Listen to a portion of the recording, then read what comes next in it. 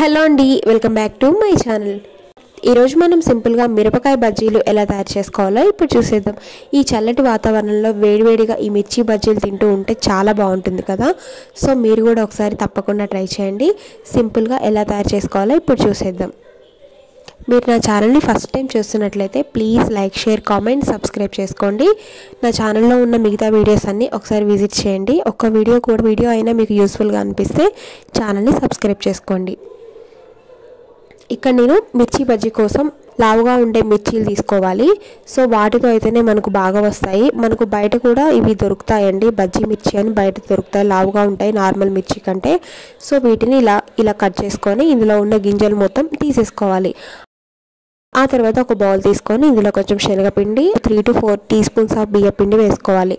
ఒకవేళ మీ దగ్గర బియ్యపిండి లేకపోతే వదిలేసేయండి.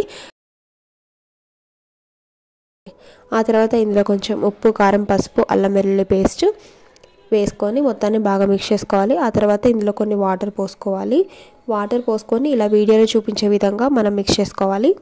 ఈ పిండిని మనం ఎంత బాగా కలిపితే మనకు బజ్జీలు అంత బాగా వస్తాయండి. మనకు బయట స్ట్రీట్ స్టైల్ లాగా వస్తాయి. మీ దగ్గర ఒకవేళ బియ్యపిండి లేకపోతే చిటికెడంతా వంట సోడా వేసుకోండి. ఈ వీడియోలో చూపించే విధంగా ఇలా మనం బాగా మిక్స్ చేసుకోవాలి.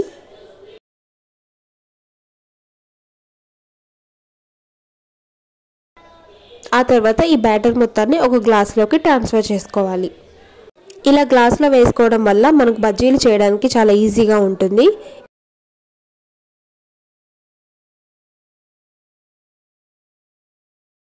ఆ తర్వాత స్టవ్ వెలిగించుకొని బాండీ పెట్టుకోవాలి. ఇందులో డీప్ ఫ్రైకి సరిపడా ఆయిల్ పోసుకోవాలి.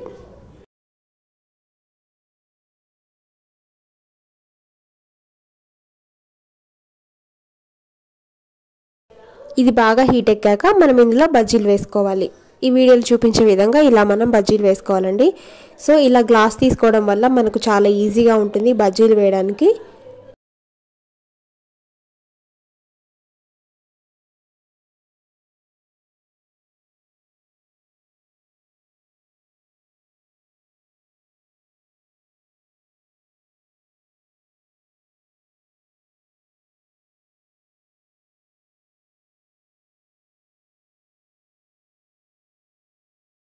సో చూసారు కదా, అంతేనండి. సింపుల్గా ఇలా మనం అన్నిటినీ ఇలా బజ్జీలా వేసుకోవాలి.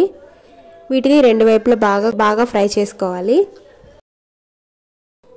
మిగిలిన పిండితో కూడా ఇలా మనం మొత్తాన్ని ఇలా బాగా వేసుకోవాలి. ఇలా వేసుకోవాలండి బజ్జీలాగా.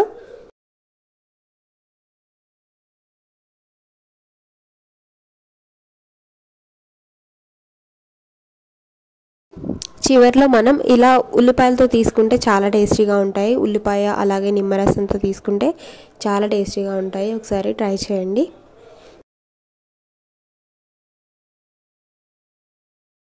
సో చూసారు కదా, అంతేనండి. సింపుల్గా మనకు బజ్జీలు రెడీ అయిపోతాయి. సో ఒకవేళ ఈ వీడియో మీకు నచ్చినట్లయితే లైక్, షేర్, కామెంట్, సబ్స్క్రైబ్ చేసుకోండి. Please subscribe my channel.